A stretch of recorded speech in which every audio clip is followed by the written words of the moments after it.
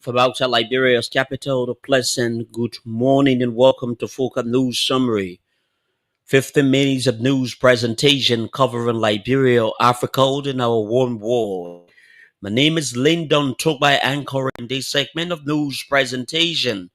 Coming up in the headline, U.S. selects Liberia as among 5 African countries to participate at a high-level U.S. Africa Summit this July. Government signs into law Food Assistance Agency Act, marking a major step towards strengthening food security in Liberia. Football Association commences 2-day workshop of domestic transfer matching system for member club and away from home. Gaza A contractor tells BBC he saw colleagues fired on hungry Palestinian. These and many more are all packaged. We're taking a short break. When we come back, we bring you the news bulletin. Let's take a short break.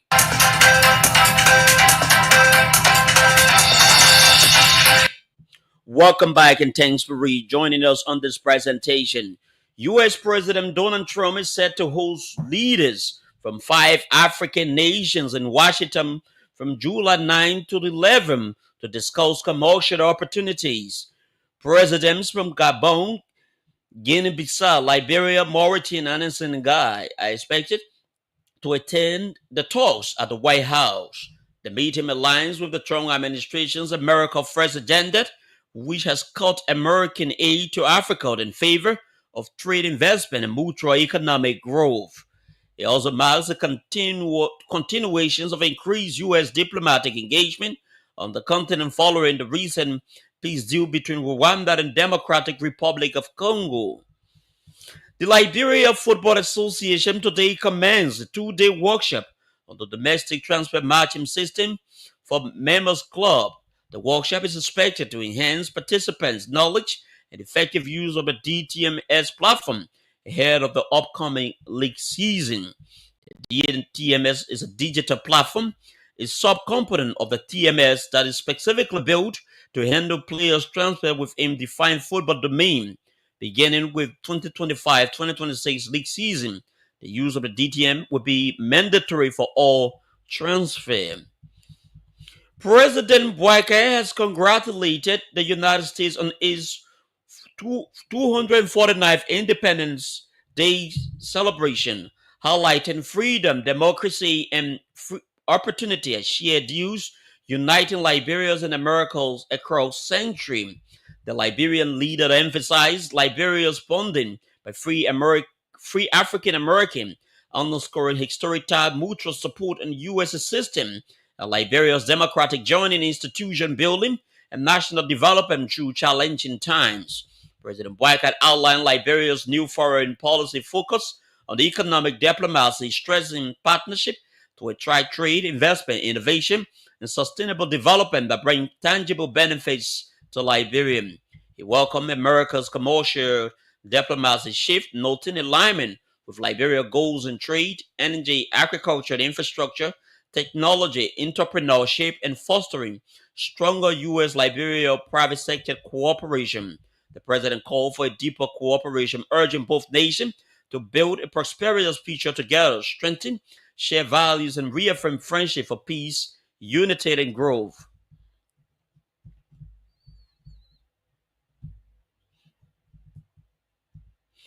President Joseph Boakai will host a national healing and reconciliation as a unity event honoring all victims of Liberia's civil war, Ebola, and COVID-19, promoting national unity.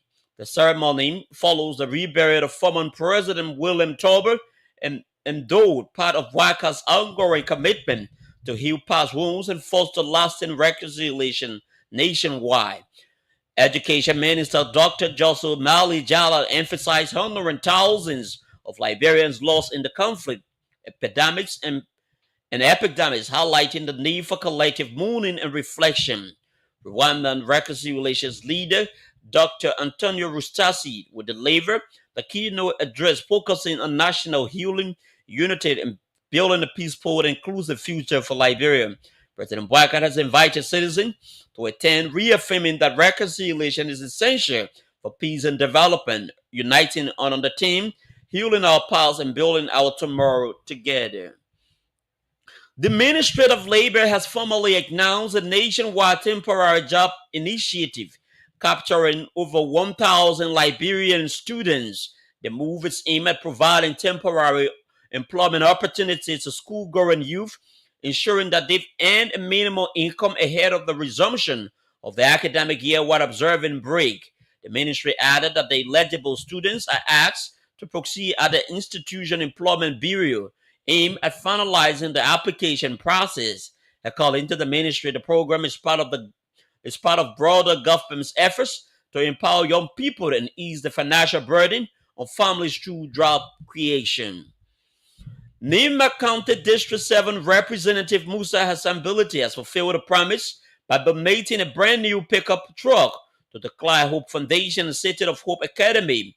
The donation comes as part of Bility's continuous support for educational and community initiative in Liberia. The Clyde Hope Foundation, established in honor of former First Lady Clyde Mary Weir, is committed to empowering young girls through education and various development programs. In a statement released Wednesday, Madam Clyde Weir, the founder of the foundation, expressed heartfelt gratitude to Representative Bility for his timely and generous contribution. She described the donation as a significant boost to the foundation's ability to deliver on its mission, specifically in reaching underprivileged girls across the country. Meanwhile, the vehicle is expected to enhance the daily operation of the foundation, ensuring transportations and other basic amenities. According to the foundation, the pickup will directly benefit the City of Hope Academy, which serves as a safe landing space for young girls. President Joseph Newman Boyka has dedicated a mausoleum honoring late President William R. Tarbell Jr. and 13 officials executed after Liberia's 1980 military coup on July 1. The ceremony was held at the Liberian Baptist Theological Seminary in Pittsville and marked a national symbol of remembrance, reconciliation, and commitment to justice and peace. Dignitaries, including former President Ellen Johnson Sirleaf, former Vice President Joel Howard Taylor, First Lady Katumu Boyka, lawmakers, clergy, and bereaved family attended the solemn ceremony.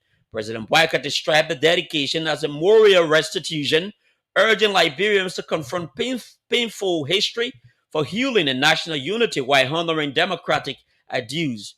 Prayer tributes and relaying honor the deceased. The armed forces of Liberia symbolically presented Liberia's flag to family as part of the administration's ongoing reconciliation efforts. Family of the late Chief of Office Staff to former Finance Minister Cletus Noah agreed for an autopsy to establish the cause of death. It can be recalled that on May 4, tension breathed between state prosecutor and the family, particularly following accusation of foul play by his brother King Kozu against ex-Maritime Commissioner Len Eugene Nangwe and Cletus' former boss. According to a report, the family initially opposed an autopsy, but after pressures from the government, the family has not agreed to carry out an autopsy on Cletus' body, which the government plans to conduct with 2 Ghanaian pathology at a cost of US $36,000. Meanwhile, one of those accused, former Maritime boss Eugene Nangwe, has supported the idea of autopsy on Cletus' body to clear his name, but he has called for an independent autopsy without government interference. At the same time, the Liberian National Police have halted various arrangements until the autopsy is completed, adding that the tension surrounding the case, which observers view as a means to address public suspicion and prevent unrest. This is a reminder that you are listening to Focal News Summary, 15 minutes of news presentation covering Liberia, Africa, and our one world. Let's bring you a quick look at top stories we are following this morning. U.S. select Liberia among 5 African countries to participate at high-level U.S.-Africa summit this July. government signs into law Food Assistance Agency Act, marking a major step towards strengthening food security in Liberia. Liberia Football Association commences two-day workshop on domestic transfer matching system for member club and away from whom Gaza A contractor tells BBC he saw colleagues fire on hungry Palestinians. Let's take a short break. When we come back, we bring you more development on our news program.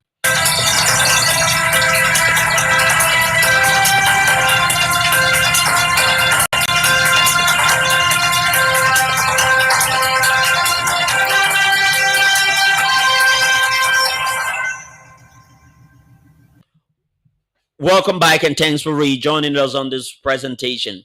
A new bold resolution obtained by Front Page Africa confirms that suspended Lacra boss Christopher Sankolo was officially authorized to open a United Bank of Africa account. President Bouakai suspended Sankolo and his deputy over alleged misconduct, accusing them of opening an unauthorized UBA account and diverting funds. This resolution contradicts those serious claims. The resolution signed on April 4, 2025 approved LACRA work plan, budget surplus allocations, and authorized reactivating a Dogma Liberia Produce Marketing Corporation account with US 300,000 deposit. Other bold measures approved included salary increases for temporary staff, new hires, employees insurance, and restructuring cocoa coffee and all palm agent role to local produce buyer. The resolution was signed by all board members, including ministries and Sankolo. This new evidence challenges the narrative of financial wrongdoing and reveals sanctioned financial management decision. Representative Yang Flomod and Yanka Gate of Nema County held a strategic meeting with residents to address long-standing concern about ArcelorMittal Liberia's mining operation promises. Community members complained about unfulfilled development funds and vocational training commitment, urging lawmakers to revisit the agreement and guarantee financial benefits to bring tangible improvement and better living conditions.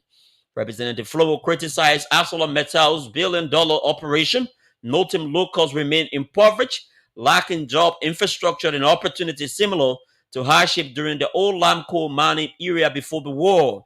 Representative Gay stressed unity among lawmakers and communities when engaging in ArcelorMittal, referencing frustration from a 2023 mountain ownership dispute that previously prompted the national government efforts intervention.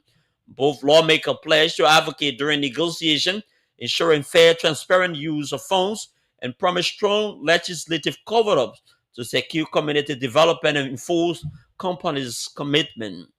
The Liberian National Student Union has strongly criticized what they called President Joseph Boakai's Selective Memorial Initiative, describing it as a scam that betrayed Liberia's progressive legacy and justice.